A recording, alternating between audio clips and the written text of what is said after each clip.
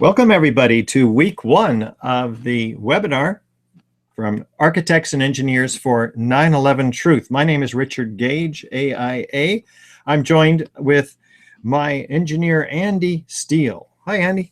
Hi, and I'm not an engineer. I'm just the operations manager here, and I want to thank everybody for showing up and listening to this important information today. I just want to remind everybody that sometimes YouTube defaults to a low resolution, so if you want to see the slides that Richard's going to be presenting today in higher resolution, you can just click on the gearbox below the video, select 720 HD resolution, and you'll be able to see them in the crispest way possible that YouTube will show it. So go ahead and do that if you haven't done so already. Yeah, thanks, Andy. And if you don't know what Andy does behind the scenes, if you did know, you'd know that he's the engineer behind the webinar here. So thanks again, Andy. Although he's not licensed as such, we do have, though, 2,500 now architects and engineers demanding a new investigation signed on to our petition. You're going to find out why today, because we've got a lot of evidence to bring your way. In fact, I want to make sure that you realize where you are in our webinar series. Week one is what we're looking at today with an overview of the third skyscraper on 9/11 to collapse. Many people don't even know that there were 3 skyscrapers. I mean, many architects and engineers don't even know this. I didn't for 4 years after 9/11. We'll be looking at the scientific method, the evidence of explosions at this building's collapse, and what normal office fires can and can't do, and what were the fires in this building. The evidence of heat coming out of this building, foreknowledge of its collapse, and some expert opinions. First, I want to introduce you to myself. I've been an architect 28 years now, and I'm a member of the American Institute of Architects, to which we give a lot of time and effort to educate them, as we'll be talking about at the end of this presentation a little bit. But I've worked on these $3 and $10 million gymnasiums in the San Francisco Bay Area, where I've spent most of my career, and also on the $125 million construction administration for this high school in the Bay Area. More recently, working on a project that's 6 blocks long of retail in the Las Vegas area with 2 mid-rise office structures and parking structure, altogether about 1,200 tons of fireproof steel framing.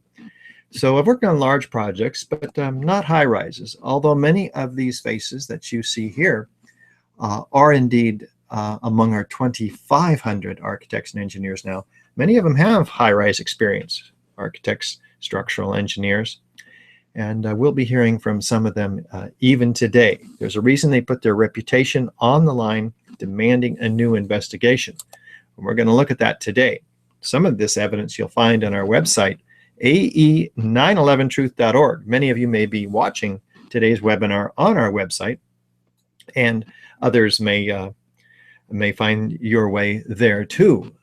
As you can see, there's plenty of opportunities for you to scout around the website. We have a store, we have lots of evidence available for you to learn, because you know, I just want you to know there's many reasons we need to be understanding what happened on 9/11.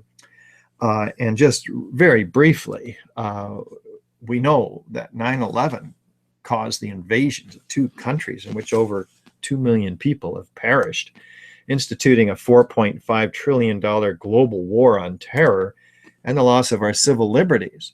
So we're not just talking about skyscrapers. Today we'll just be talking about skyscrapers, but the implications of the evidence we're talking about extend way beyond the buildings, of course. And we just want you to know that we're aware of that. We want you to be aware of that. And after you get familiar with some of the evidence there, you can start to wrestle with these uncomfortable implications that come up. We don't have any conspiracy theories for you today, but there are some serious questions that are raised that we have to wrestle with. But we start with a scientific method. The reason we do that is because it's it's a method of winnowing error from truth, fact from fiction. We've had it in the West about 100 years or so now. We start with a question. How did the towers come down? Was it fire, controlled demolition? We don't know, but we do some background research and make some observations and come up with our best guess. And we don't leave out any rational hypotheses, which is our best guess. We don't allow our personal bias to rule out things which might be possible, even though they're not within our realm of imagination. So we make predictions based on the most rational of those hypotheses, and we test them with experiments. Well, what would happen if this were true? Then we know that happened.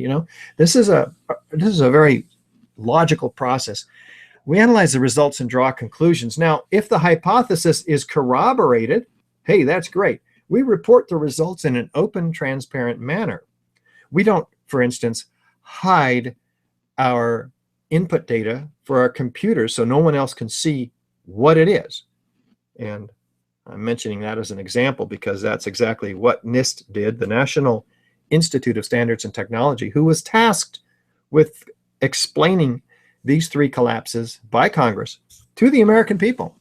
And this should be an open, transparent process that's peer-reviewed, and none of that was true with the three final reports on these three, the two final reports on the three collapses, Twin Towers and Building 7. Now, if the hypothesis is not corroborated, what do? We go back and we establish another hypothesis. Maybe it's the second one that we had in mind. Test that out with further research.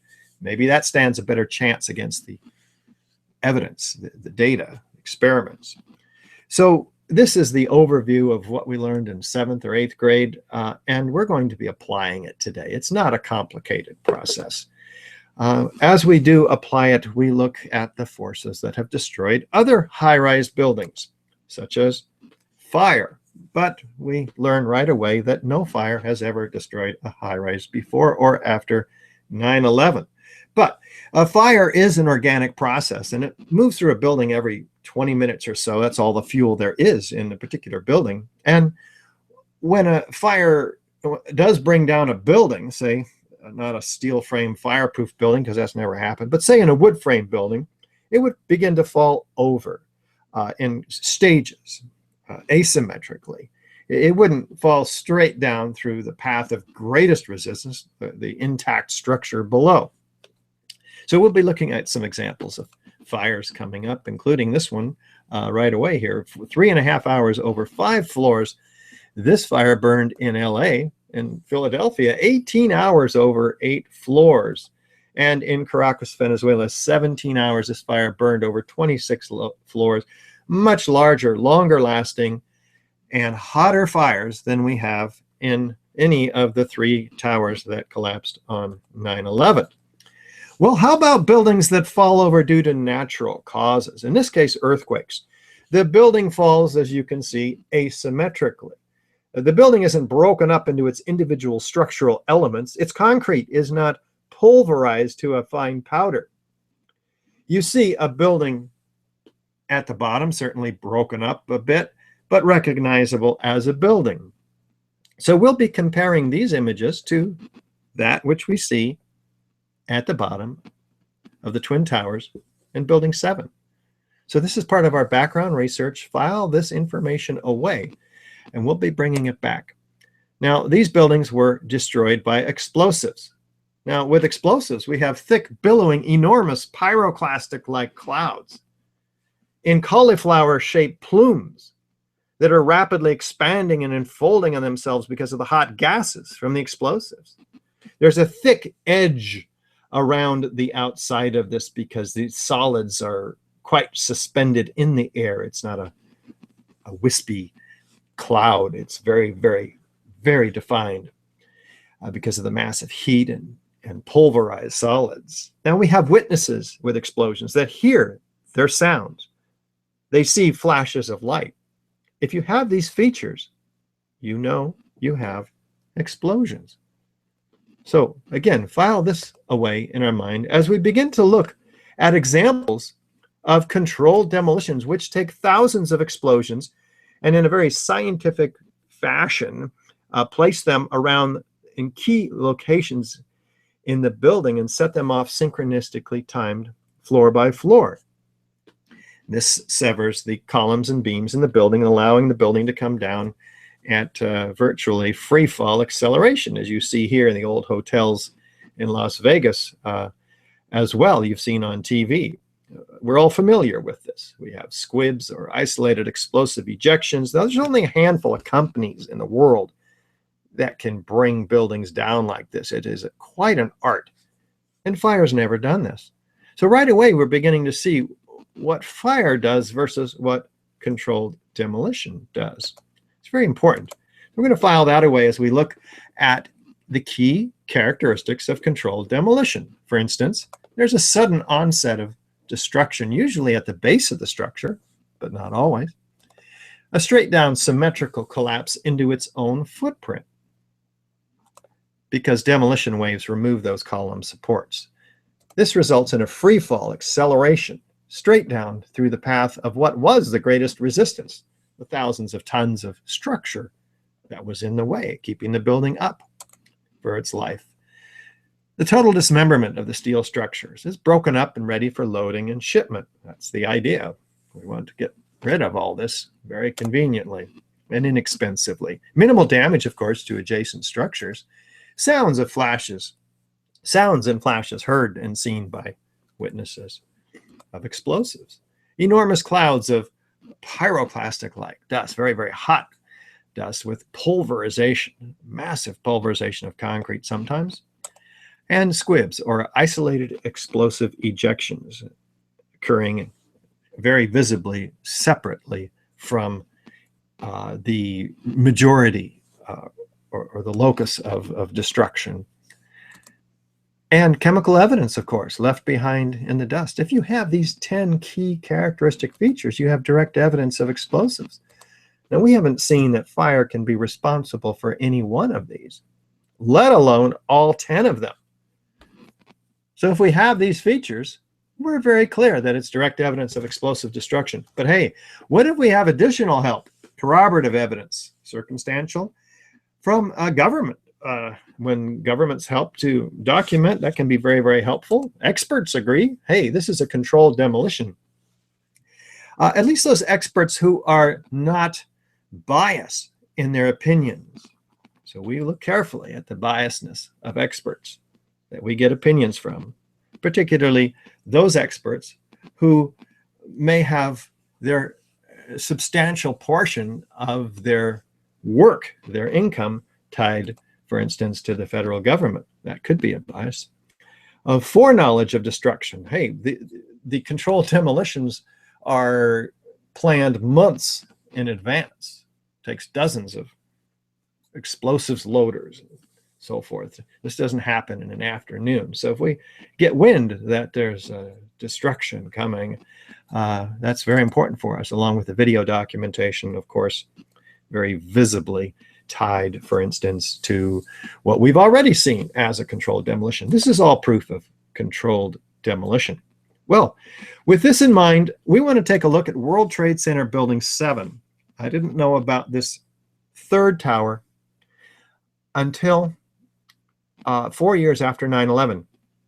And I'm wondering how many of our viewers knew about it as well, because, I mean, this is the third worst structural failure in modern history. And yet, most architects and engineers know nothing about it. Here it is, next to the tallest buildings in the world at one time. It doesn't look that tall, but it would be the tallest building in most of our states. Now, we're going to be looking at this building also because it was not hit by an airplane.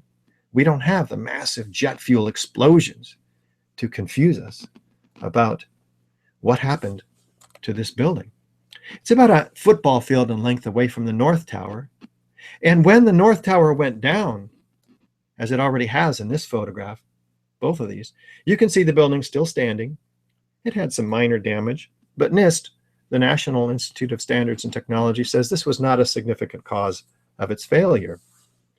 Yes, it did collapse. It collapsed about 5:20 in the afternoon, about 7 hours after the other towers. Hey, we're going to look at if there's and see if there's any key features of controlled demolition in this building, beginning with, is there a sudden onset of destruction at the base of the structure? Let's take a listen to Daryl, this medical student who was an eyewitness.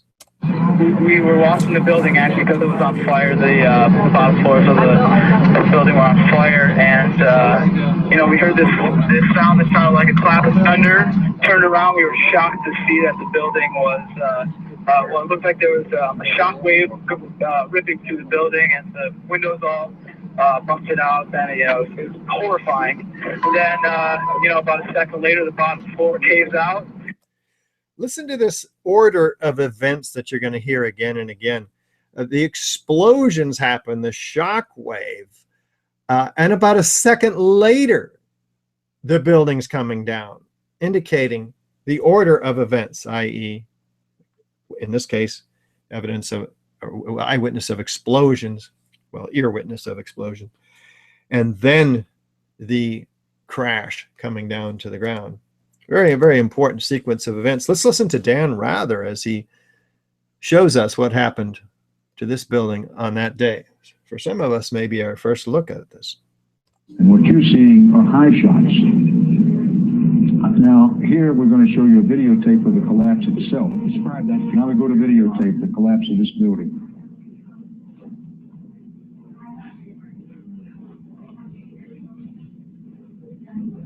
It's amazing.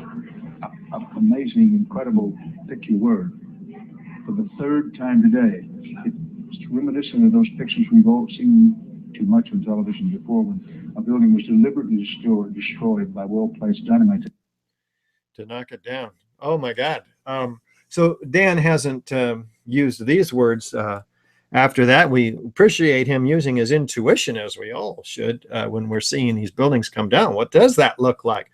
Not what am I told it looks like, but what does it look like in all actuality?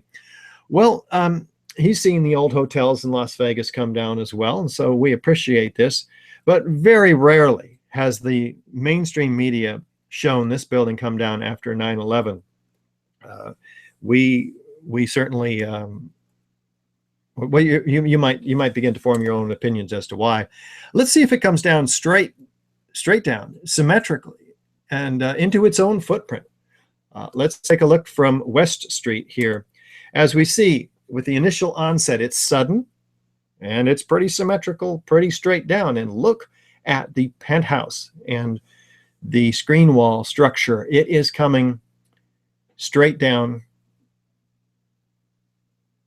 indicating core column damage. A half a second earlier than the overall building, this core is collapsing, which, as you'll see, directly violates the theory by NIST, which says that the instability started inside, but at one end of the building and then traveled across the building.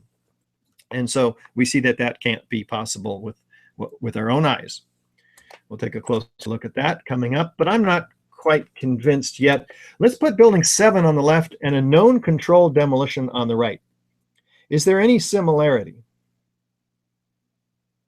Is there enough similarity to warrant an investigation into the possible use of explosives, especially since it looks exactly like one, and especially since fire, the official cause of this building's collapse, according to NIST, their official determination, fires never brought down a skyscraper ever. I mean, shouldn't the hypothesis of controlled demolition been the first, if not the only hypothesis that was examined seriously, and yet it wasn't? We're talking about these fires. The worst fires that we have photographic or video evidence of in these buildings.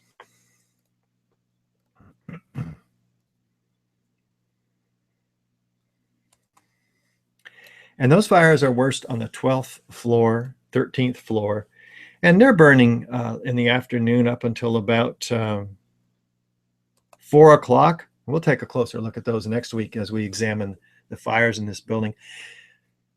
How do we bring a building straight down like that? Well, we have to remove all 80 columns in this building. And we have to do it all at once. And then we have to do that on every floor. Well, at least the 8 floors that, as you'll see, is the distance. The 8 floors is the distance from which this building fell at freefall, i.e. none of those columns gave any resistance to this building's collapse. Where did they go? We'll be looking at that a little more. Column 79 is highlighted because NIST says this is where the instability started. And we'll be looking at that in more detail later. But if column 79 was the first to go, you can imagine this building would have tipped over asymmetrically. But as you see, it didn't. Do we have a free fall acceleration straight down through the path of greatest resistance? Well, we can see the building gaining downward distance with each second, increasing downward distance. That's a curve of acceleration, and it fits that curve mathematically precisely. For a third of its 7-second fall, it is in free fall. This is admitted by NIST, actually. It's as if 8 stories of this building were removed all of a sudden. What can do that? We'll be looking for evidence that'll answer that question. Resulting in the total dismemberment of the steel structure? Yep, we have a 47-story moment-resisting steel frame building where the columns and beams are rigidly welded together in many cases. And they are dismembered like a house of cards. Those structural connections are no more, allowing a 4 to 6 story pile, like you see here, centered in the footprint of this building. Remember, buildings that fall over due to natural causes, their structural members don't just separate from one another. You can see a building at the base. Do we have witnesses that hear sounds of explosions? Here's Kevin McPadden, former Air Force medic. What does he hear? Experience. And then it was like another 2-3 seconds. You heard explosions, like boom. It's like a distinct sound. It's not like when in compression, like boom, boom, boom, boom, boom, like floors that were dropping and collapsing. This was boom, like you felt a rumble in the ground, like almost like you wanted to grab onto something. That, to me, I knew that was an explosion. There was no doubt in my mind. Pretty interesting testimony here. How about the newscaster who interviews this gentleman? I'm going to call in Bill Rosati. He was here when it all happened. He saw it for himself. Bill, if you can just tell us what you saw, what you heard. I was standing like 2 blocks away, and all of a sudden I just seen a big flash, and then I seen the building coming down, and I just seen people just running everywhere, chaotic like. Very helpful. How about Barry Jennings, who was the emergency housing coordinator working on the 23rd floor, where which is a kind of a bunker that was designed to handle the whole city, run the whole city in the case of an emergency. He and the mayor, the mayor's attorney, Michael Hess, were inside the building, and this is what they experienced after the building was evacuated, which was before the towers came down.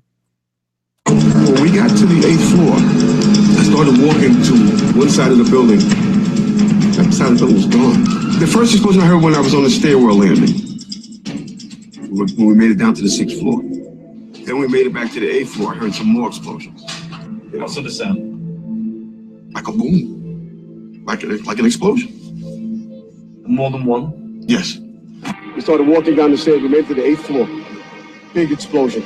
Blew us back into the 8th floor. When we get outside, a police officer comes to me and says, you have to run. We have more information of bombs, so you have to run. More information of bombs in the building. Fascinating. Bombs like this heard by these first responders in the afternoon of 9/11 near Building 7. Yeah, here's one of the guys. He can tell you I'm okay, all right? Here, hold on. You want to call your mother or something? And yet, none of these bombs or the witnesses that heard them are included in the final report. No word about explosions in World Trade Center 7 or about the World Trade Center area. What happened to all this information? We're told that they interviewed thousands of employees in order to, or people in order to come up with their official story. What happened to this other evidence? Do we have enormous pyroclastic-like clouds of pulverized concrete? Well, the NFPA 921 is the guide for fire and explosion investigation used by fire investigators throughout the country and actually around the world. And NIST actually helped develop this guide, and yet they didn't seem to follow it. What does it say? Look for large volumes of gas, and the large amount of heat released in chemical explosions can cause rapidly expanding plumes of hot gases. And indeed, such plumes were observable, as you can see here, racing away from Building 7 after its collapse, 35 miles an hour in every direction. These thick, unfolding, incredibly hot gases. That's a lot more heat than was available in these fires that, as you will see, were out an hour before the collapse, particularly on the floors that were said to have caused the initiation of this collapse, where the hottest fires were. Well, so far, we have 8 of the 10 key characteristics. This is direct evidence of explosive destruction. Guess what? Fire, we don't think, can be responsible for any of these, let alone all 10 of these features. We'll look at features number 9 and 10 next week. But fires such as these, which fully engulfed World Trade Center Building 5, if any of these buildings on the World Trade Center complex were going to collapse due to fire, would you not expect it to be this one? Did it? No. Mid-rise or high-rise office buildings don't collapse due to fires. Never have, before or since. Not even in 2009 in Beijing, China, where every floor was engulfed from top to bottom in this massive conflagration. Maybe this one came down. Let's see. Before on the left, after on the right, no collapse. The building is being remodeled and construction continues. But on 9/11, these fires are said to have brought this massive building down to the ground, completely shattering its structure in just under 7 seconds. No, we're not buying it. Not on that day, not on any day. What does FEMA say? FEMA did a report actually before the NIST report, and they had $600,000 of funding. They say, well, the specifics of the fires in World Trade Center 7 and how they caused the building to collapse remain unknown at this time. What? Unknown? You spent $600,000 and you don't know? The best hypothesis, fire plus random damage, then complete collapse, has only a low probability of occurrence. Wait a minute. What do we do when our best hypothesis is not corroborated by the evidence? We go back and we find another one that might be. That wasn't done, but they do say further research, investigation, and analysis are needed to resolve this issue. Unfortunately, though, for those hoping to resolve the issue, the evidence was carted away starting 2 weeks after 9/11 from Building 7, put on barges, and towed to China for recycling. Yes, 400 truckloads a day were removing this material from the site, not stowing it so forensic structural investigators could look at the steel and determine how this unprecedented structural failure, which could be important information to keep other steel frame high-rises from falling to the ground at freefall acceleration, That would be valuable information and study, but no, that wasn't done. Prompting Bill Manning, the editor-in-chief of Fire Engineering Magazine, which is the central nervous system of fire protection engineers, firefighters, to say crucial evidence that could answer many questions is on the slow boat to China, showing an astounding ignorance of government officials to the value of a thorough scientific investigation. The destruction and removal of evidence must stop immediately. But it was not. Well, what do the experts say? Again, at least some of those experts, like Danny Jawenko, the top European controlled demolition experts, who aren't tied to work that might affect their opinion in this country. 27 years, he says, it starts from below. They've simply blown away the columns. This is controlled demolition. A team of experts did this. Professional work, without any doubt. Now, this is before he even knew the video that he was looking at was taken where it was taken. And somebody then told him, well, this happened on 9/11. It's a third tower that went down. He said, what? Are you serious? Yeah. And so he said, well, they must have worked very fast, using his best judgment as to try to explain, because he knows, of course, that it takes months to plan and engineer and plan these, place these explosives. Well, do we have foreknowledge of the destruction of this building? Interestingly enough, these construction workers are walking away from Building 7. They hear an explosion over their shoulder and look back at Building 7, and then they look straight into the CNN camera and say this. Keep your eye on that building as they coming down. The building is about to blow up. Moving back. All right, guys. We are walking back. It's a building. Flame coming down. Flame and debris coming down. The building's about to blow up. What is going on here? How do they know the building is about to blow up? It's on fire.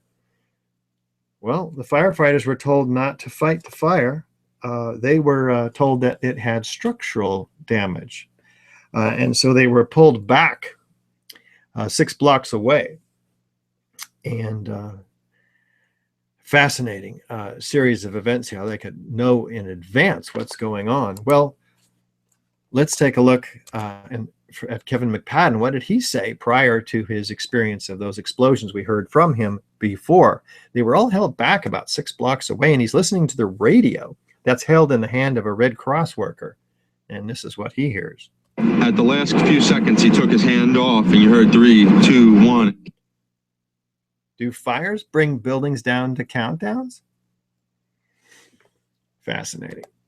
Well, here's Jane Stanley, who announces 20 minutes before this building came down that it came down. Now, that's pretty good reporting. They apologize for this grievous error, citing the confusing events of the day. And I'm not kidding. So what information did they have, and how did they get it? Also, CNN that morning announcing a 10:45 collapse. Let's listen to Alan. In New York, Alan Frank joins us on the phone in Lower Manhattan. Alan, just 2 or 3 minutes ago, there was yet another collapse or explosion. I'm now out of sight. A Good Samaritan has taken me in on Duane Street. But at 11:15, there was another collapse or explosion following the 10:30 collapse of the second tower.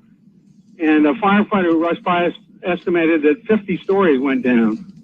The street filled with smoke.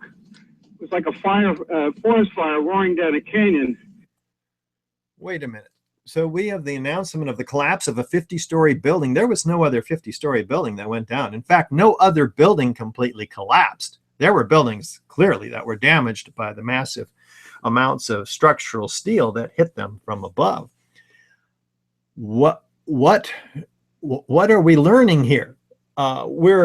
There's some sort of story going on here about that doesn't bear resemblance to reality. But had this building come down at that time, we might not have any video of it because it would have been obscured by the massive dust cloud that was released when the Twin Towers came down. So this prompts some to speculate that it was supposed to go down at that time as opposed to 5:20 in the afternoon when it finally went down after those construction workers, which others speculate, might have been fixing the dud, if you will, of a controlled demolition that failed to go off. We don't know that. We do know that we have enough evidence for, in our opinion, to corroborate the hypothesis of explosive controlled demolition. We do know that we've shown 8 key characteristic features of controlled demolition, which is direct evidence of explosive destruction. And we know that fire has not created any one of these, in our opinion, and with additional corroborative evidence that for us, this is proof of controlled demolition beyond a reasonable doubt, certainly, and that that it warrants a new investigation. Thus, the reason that so many have signed our petition. And when we're also not immune to thinking about, well, who could be responsible for this? We're technical professionals, and but we do have our eyes open, and we are wondering, well, okay, who was in this building? Well, the CIA, the IRS, the Secret Service, the Department of Defense, Mayor Giuliani's Office of Emergency Management, the Securities and Exchange Commission, which, by the way, lost thousands of files and hard evidence that it was keeping on those floors, on the 12th and 13th floor, that were related to hundreds of very high-profile cases like Enron and WorldCom, which were crippled, those cases. So we certainly want an investigation of the fires in those buildings, which were the worst fires.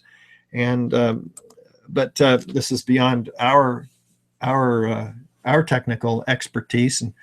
But we have to ask the question: who could have gained access to this building to set these explosives? These are the obvious questions. Who had motive, means, the opportunity to engage in this crime? Was it Al Qaeda? Maybe. We don't know. We have enough evidence here to warrant a real investigation, but it's very difficult to get people in high places talking about this, and that's why we're speaking to you directly through this webinar. So we need to take some action in order to get the word, the information, get the people educated. It's got to get out. And so work with us. Sign our petition. Demand a new investigation. Stand up and be counted. Become a member of AE911Truth for $2.50 a month. You can be one of more than 1,000 people who are helping us. And some people step beyond that and give us $5 or $10 a month or 25 or more. So choose the level which works best for you. You can do that right on our website, right below. You can donate also. We're a 501c3, and we are also asking you to help us. We need lots of volunteers. We're doing lots of projects. Andy, you can help us. You have some ideas of what kinds of work we need to be doing? Sure, we got a lot of projects going on, a lot of different things that are going to be getting these webinars out to various people, also getting the Beyond Misinformation booklet into the eyes and minds of various professionals around the country. So if you are moved by this evidence today, you agree that there's many questions surrounding the destruction of World Trade Center 7, and you want to help us out with our efforts, all you got to do is go to AE911Truth.org, the page you're likely watching this webinar on right now. Click the What You Can Do tab at the top. There'll be another tab that comes up that says Volunteer. You click that, fill out the volunteer form, and we will contact you and get you involved in one of our various projects. And if you've got ideas too, you can contribute those when you volunteer as well.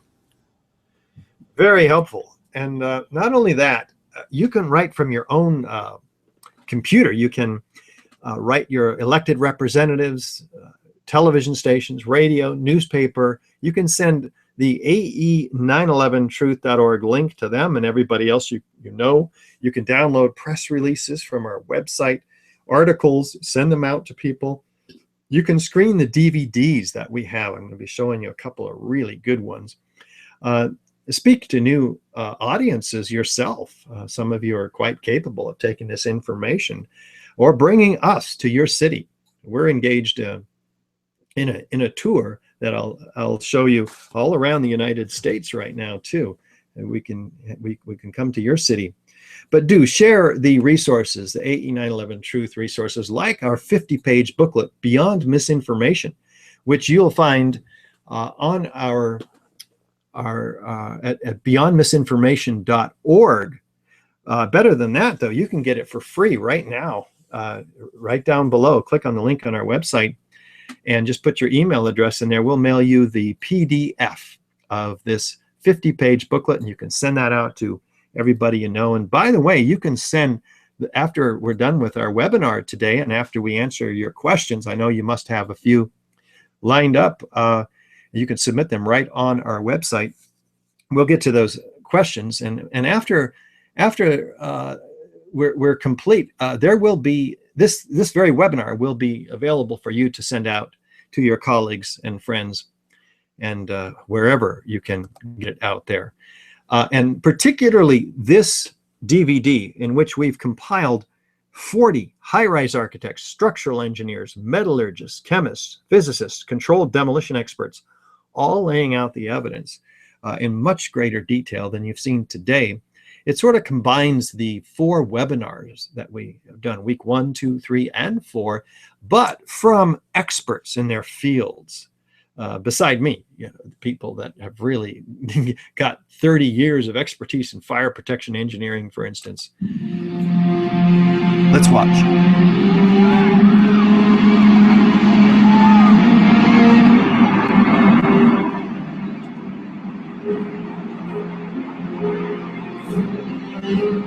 I don't want to be involved in conspiracy theories. There are lots of them. They can go on. We can speculate on that forever.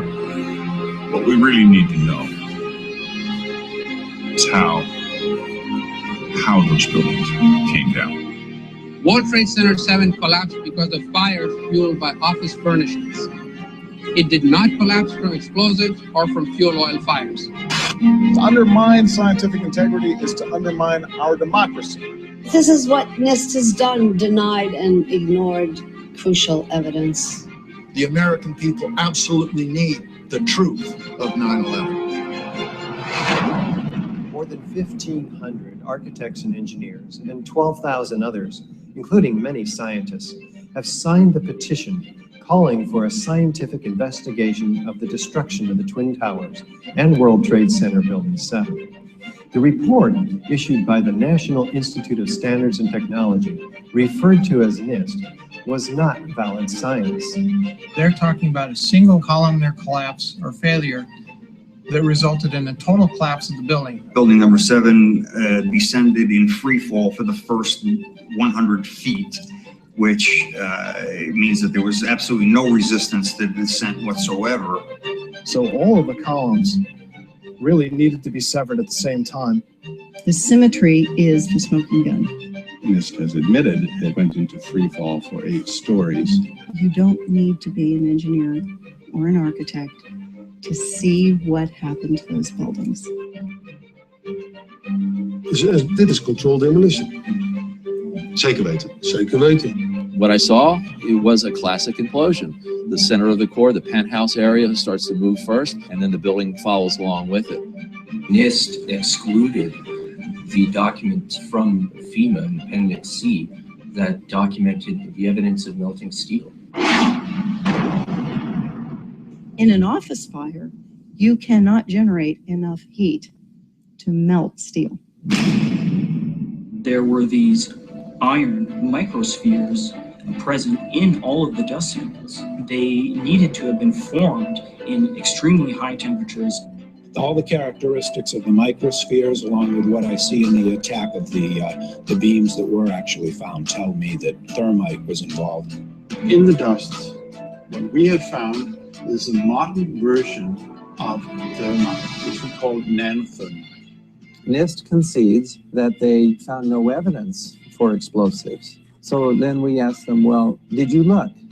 And they said, no, we did not look for explosives or residues of explosives. And in fact, the evidence is overwhelming that these red-grade crystals are very high-temperature incendiaries. And we have watched as scientific integrity has been undermined and scientific research politicized in an effort to advance predetermined ideological agendas. If this is a crime, I think everybody agrees it's a crime. Evidence was removed from the scene of the crime. You can't do science when you are deprived of the evidence and when your hypothesis is the least valid instead of the most likely. And the most likely hypothesis in the case of Building 7 wasn't even mentioned. This is not science.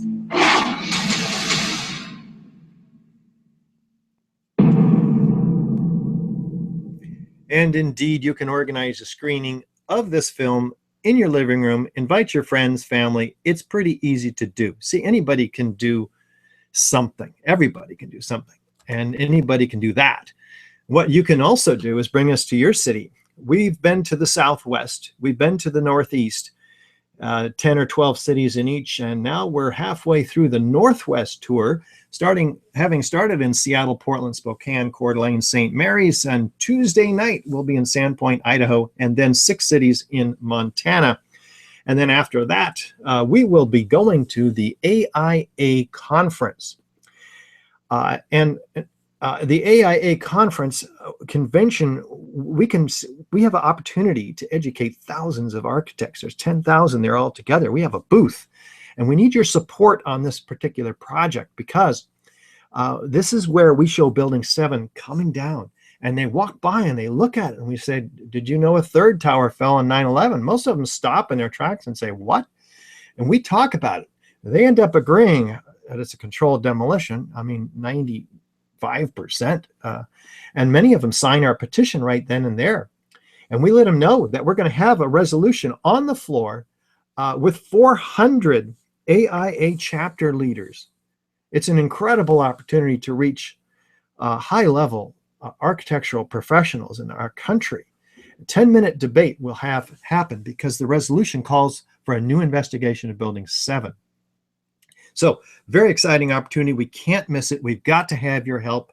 Please go to the website and click the donate button for that project. That's a $20,000 project. $5,000 just for the booth and the accessories.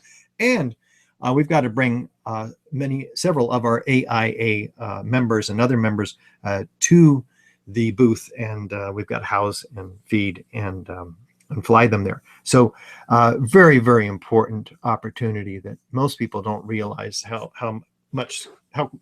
expensive these kinds of projects are that we have been about for 10 years now, including the making of this film you see here, Firefighters, Architects, and Engineers Expose 9/11 Myths. That's the one we're premiering throughout the country, where Eric Lawyer, founder of Firefighters for 9/11 Truth and Unity, and I jointly gave a presentation, and he really attacks it from the National Fire Protection Association manual side, showing all the flagrant violations and, in fact, fraud that we have coming from NIST. And so this week we've been focusing on the overview of World Trade Center 7, but next week we're going to go into greater depth, with a quick review of World Trade Center 7, but also look at the American Society of Civil Engineers, the FEMA and the NIST reports in more detail, with NIST's computer simulation, more detail on the fires, and we'll take a look and see what some of our 80 structural engineers have to say. Don't miss that. We'll be back on Thursday, 1 p.m. Pacific, 4 p.m. Eastern, in this webinar series. And right now, though, we want to see if we can answer some questions. Andy, I'm sure we have some good ones lined up. Oh, we always do. I just want to remind everybody that for these webinars, we try to pick the questions that are related to the topic of the day. So today, this is focused on World Trade Center 7. So the first one is, who was the information source for the BBC that told the BBC news organization that World Trade Center 7 came down before it actually did? Well, what they say is that it came from Reuters news agency. I know what Reuters is, but I don't know what to imply from that information. Wherever it came from, it came 20 minutes early. We have the unprecedented collapse of a high-rise structure.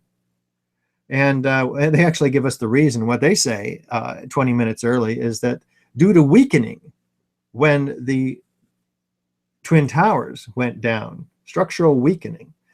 Well, wow, you have the reason for the collapse of a building that hasn't happened yet. That's pretty interesting. And it needs follow-up and an investigation. By the way, AE911Truth, we don't have subpoena power. We don't have authority to grant immunity to witnesses to bring them forth. We don't have the authority that's needed to have a full-scale investigation.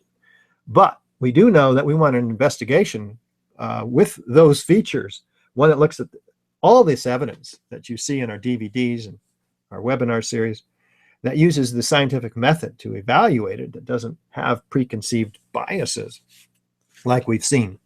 So that's, people say, well, why don't you do the investigation? Well, we've done our investigation. We've documented it. It's in our DVDs. It's in our 50-page booklet. We need you guys to get it out. Andy?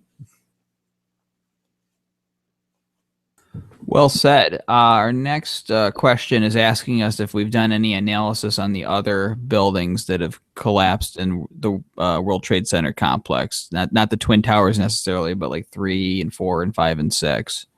Yeah, there was massive damage to 3, 4, 5, and 6 as well. Most of that damage appears to have been when the structural steel elements from the towers, which we're talking about 100,000 tons of structural steel from each of these towers, that, as you'll see in week 3 and 4, was ejected laterally out of the towers, meaning most of it landed on other buildings and crushed them. In the case of building 6, which has a huge crater right around the elevator cores, appears to have been another controlled demolition, because witnesses that appeared in the 9/11 Commission report hearings, they reported molten metal dripping down the sides. So that indicates to us, as you'll see in our upcoming webinar series with all the evidence of molten metal, it turns out to be molten iron, which is the byproduct of thermite or thermate. So we have a lot of suspicions about what went on at building 6 as well, i.e. partial controlled demolitions. But those buildings did not collapse. Those were massively damaged buildings, 3, 4, 5, 6, and yet beyond the damage sustained by the beams and columns that came down on top of them, they didn't collapse. Why did building 7 collapse? Well, fires. Well, those fires, as we've seen, are extremely small. We had massive fires, as we showed you in building 5, for instance. It didn't collapse. Andy? This is asking if we've had any debates with structural engineers or structural engineering professors who may not agree with us, and how have those debates gone? We have had some interesting discussions, no public debates with structural engineers. We did debate a couple of physicists on the radio. That's actually available on our website, David Thomas and another physicist from Berkeley. And it's fascinating what some of these people say. For instance, of course it came down at Freefall. How could it come down any other way? It's 90% air. These are the kind of comments you get from people who can't conceive of another reality, so they just make stuff up to justify the reality that they were told from official sources. Another thing they say is it's like a straw. Once that straw, you know, a straw from a soda, and you push it down vertically, and it's hard at first, but then it just, when it collapses, it has no ability to. Well, there's a huge difference between a straw and a network of interconnected welded straws, if you will, plastic welds. You can put a whole lot of weight on a model like that, and it still won't collapse. We're talking about 100,000 tons of structural steel that's designed 5 times stronger than it needed to be in order to keep its position over the dozens of years that these buildings were standing. So we would love to have a debate with any architect or engineer. We have not succeeded in finding one who will. NIST will not debate or engage with us other than to answer questions, which we have answers to on our website, and our answers to those non-answers. There's a $1,000 challenge out there that's been out for quite a while to have somebody come forth and debate us. Okay, this question asks if the structural engineer that designed World Trade Center 7 is weighed in on this issue. Not to my knowledge. I don't know who the structural engineer who designed the original towers were. I mean, Building 7. And I think that's a great idea. I'm sure he's been contacted, and we've been at this 10 years, and I can't remember all the individual efforts that we've made, but that is certainly one, and we do need to follow up on that one.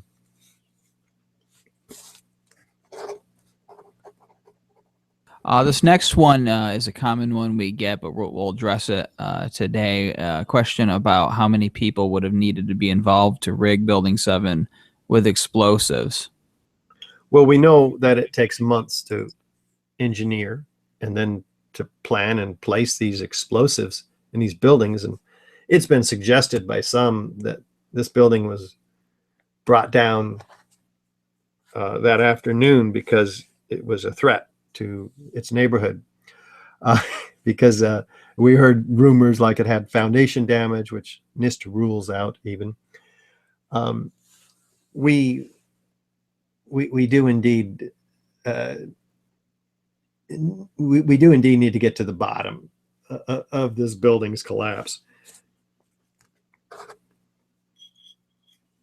Okay, and our final question today is going to sort of be a culmination of many questions that we're getting regarding the media's coverage of this issue. It seems that many in the establishment media have not been very friendly to this issue, but this question asks, what media out there has given this issue a fair shot, a fair hearing, and covered it, all this evidence?